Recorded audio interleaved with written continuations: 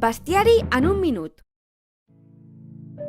Crear una associació des de zero és costós, implica una feina i un esforç.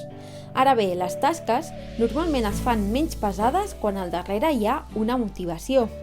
Al municipi costaner de Calafell, un grup de 40 persones està treballant en la creació d'una nova bèstia, lligada al passat històric de la ciutat.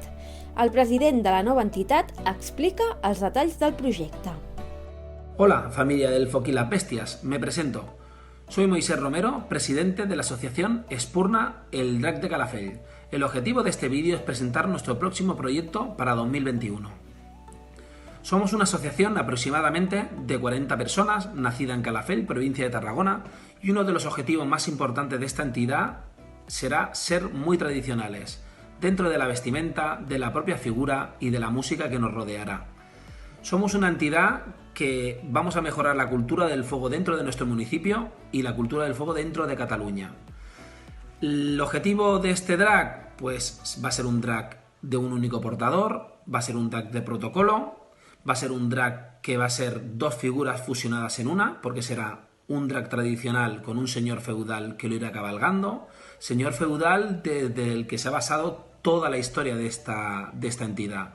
Una historia basada en hecho real, de una familia muy poderosa que vino en la Edad Media aquí a Calafell, exactamente en el siglo XIII, casi XIV, en el 1381, compró el castillo y sus jurisdicciones.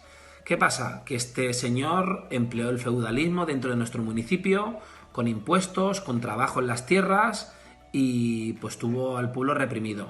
Fue un señor que no fue querido, y esta entidad, su objetivo es representar el mal que creó este señor y esta familia dentro de nuestro municipio en una figura de fuego.